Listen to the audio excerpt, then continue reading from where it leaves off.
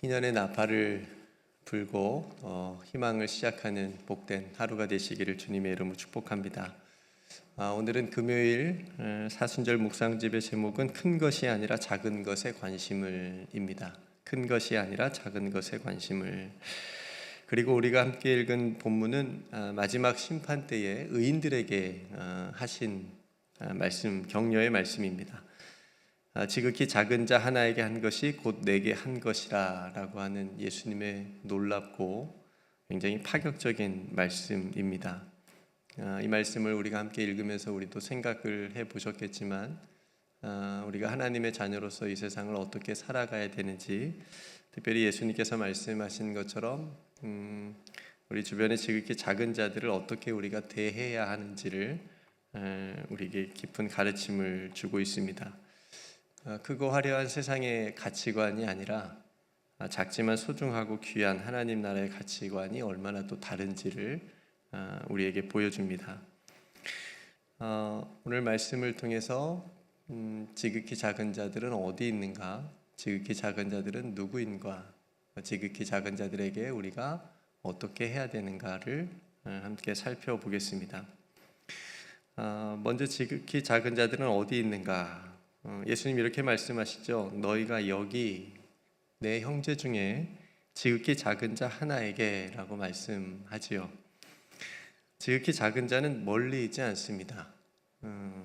지극히 작은 자는 여기 내 형제 중에 있다라고 말씀하고 있습니다.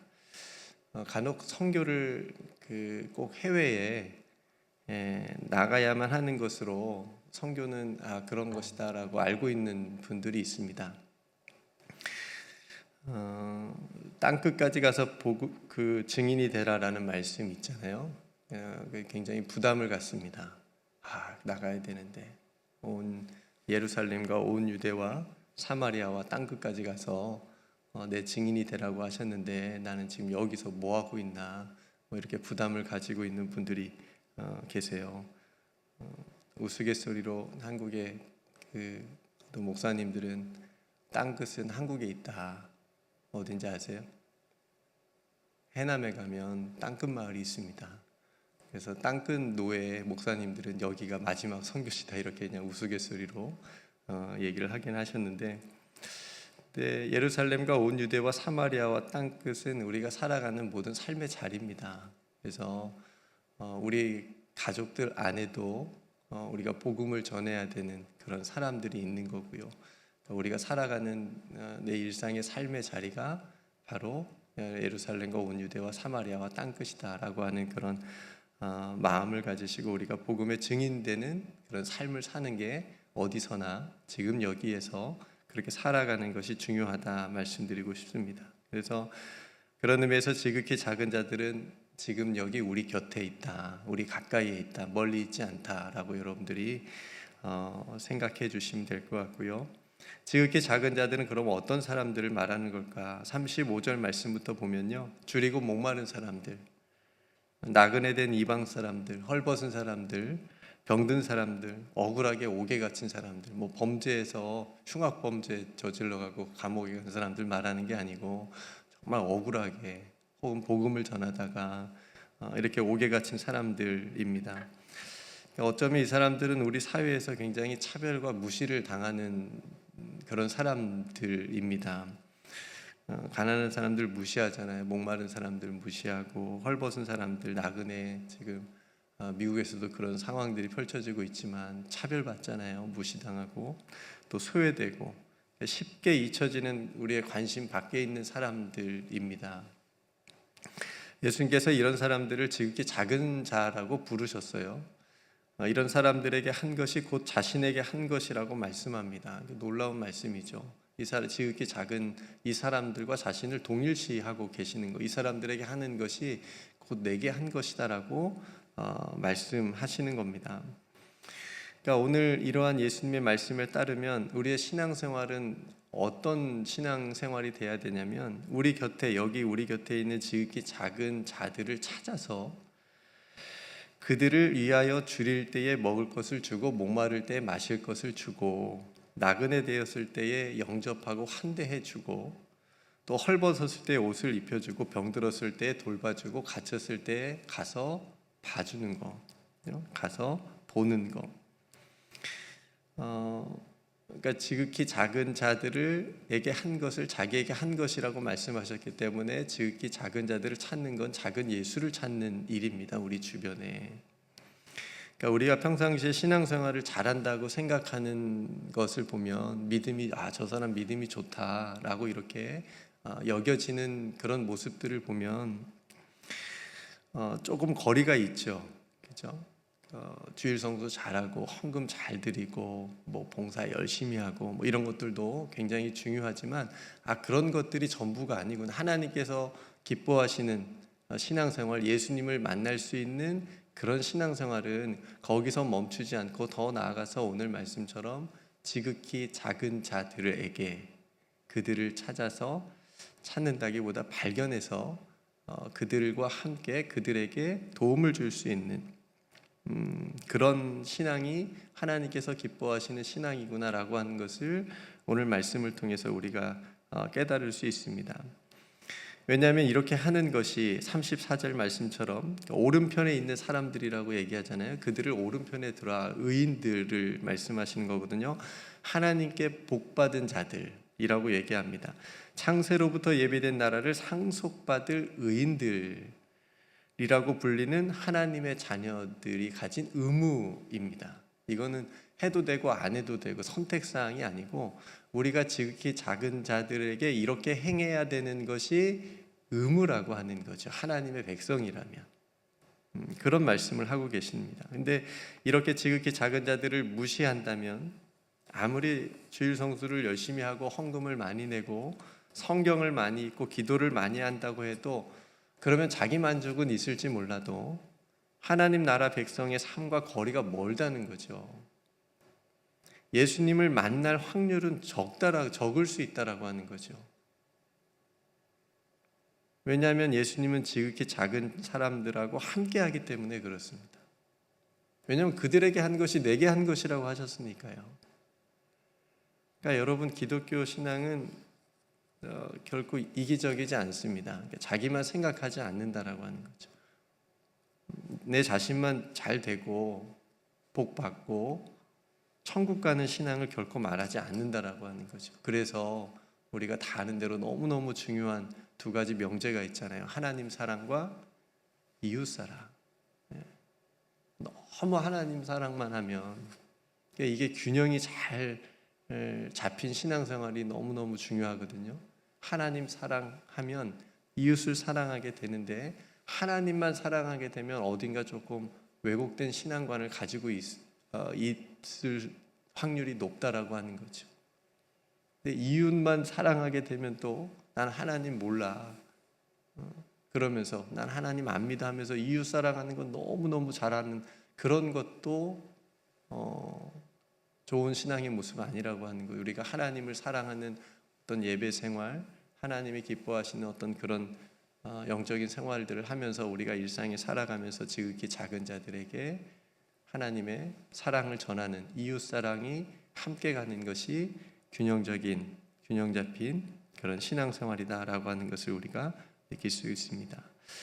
그래서 지극히 작은 자에게 행하는 사람에게 하늘의 상이 있다라고 하는 거죠. 마태복음 10장 42절에 보면 또 누구든지 제자의 이름으로 이 작은 자 중 하나에게 냉수 한 그릇이라도 주는 자는 내가 진실로 너에게 이르노니 그 사람이 결단코 상을 잃지 아니할 것이니라. 이렇게. 그래서 이제 집에 누군가 찾아오면 무조건 물 한 잔씩 냉수 한 그릇씩. 왜냐면 그분이 지극히 작은 자인지 누가 알아요? 그분이 정말 작은 예수로 나를 만나러 오셨는지 어떻게 알아요? 무조건 물 한 잔 드시라고 이렇게 할 수도 있잖아요.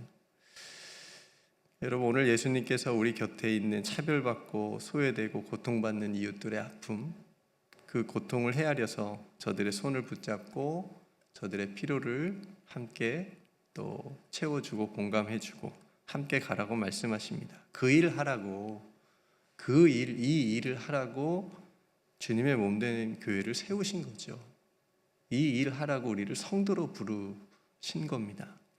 그래서 교회는 세상이 주목하지 않는, 세상에서 소외하는 그런 지극히 작은 자들과 함께 하나님의 나라를 이 세상에 보여주라고 교회는 존재하는 겁니다. 너무너무 중요한 교회 존재의 목적이 오늘 본문에 담겨져 있는 겁니다. 제가 출처는 생각나지 않는데 찾아보려고 했는데 찾지 못했는데, 오래전 본 그 그림인데 제 머릿속에 꽉 박혀있는 그림 이미지가 있습니다. 그건 뭐냐면 나치 시절에 유대인들이 너무나 많이 이제 죽어갔잖아요. 근데 이제 막 가스 그 실에 가기 위해서 줄 서 있는 그 장면, 유대인들이 줄 서 있는 장면인데 예수님께서 그 유대인들 사이에 서 있는 겁니다. 너무 그 딱 보는 순간 저는 좀 충격 먹었었어요. 그 당시에 유대인들이 자신들의 왜 이렇게 죽어야 되는지, 고통받아야 되는지 수많은 죽음을 목격하면서 이렇게 하나님께 질문하지 않았겠어요? 도대체 하나님 어디 계신 겁니까? 왜 이런 불의에 하나님 침묵하고 계신 겁니까? 절규하면서 막 그러지 않았겠어요? 근데 제가 그 그림을 보는 순간 망치로 제 머리를 만진 듯 했습니다.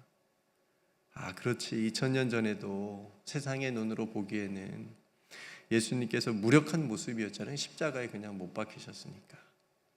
그런 모습으로 우리를 구원하시기 위해서 십자가에 달리신 예수님께서 지금도 저 죽으러 가는 저 사람들과 예수님께서 저렇게 함께 하고 계시는구나. 예수님은 결코 침묵하시는 것이 아니구나라고 하는 것을 제가 그 그림 한 장을 보면서 그때 깨닫고 또 위로를 받은 적이 있습니다.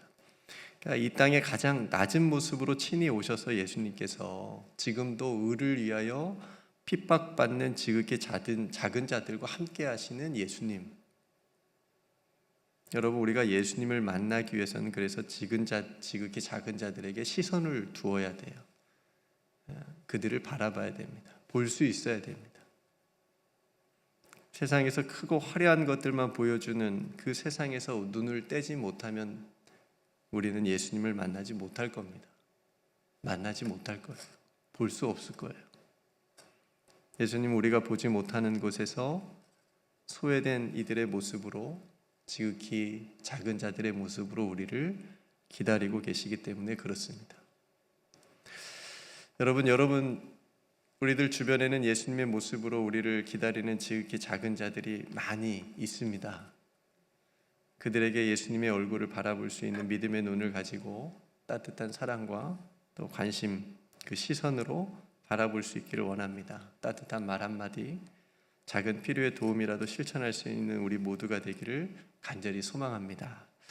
그렇다면 마치 예수님을 만난 것처럼 큰 기쁨이 우리 안에 임할 것입니다. 오늘은 숙제를 특별히 한 가지 내드리겠습니다. 신앙 숙제예요. 네. 하셔도 되고 안 하셔도 되는데 하면 너무 좋으실 거예요. 여기 내 형제 중에 지극히 작은 자를 찾는 것, 이게 숙제입니다. 남편이 될 수도 있고 아내가 될 수도 있고 자식이 될 수도 있고, 네. 누군지는 몰라요. 찾아보세요.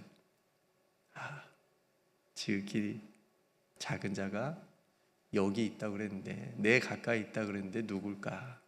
한번 찾아보십시오. 멀리 있지 않습니다. 가까이 있습니다. 날마다 우리가 지나다니는 길에 있을 수도 있어요.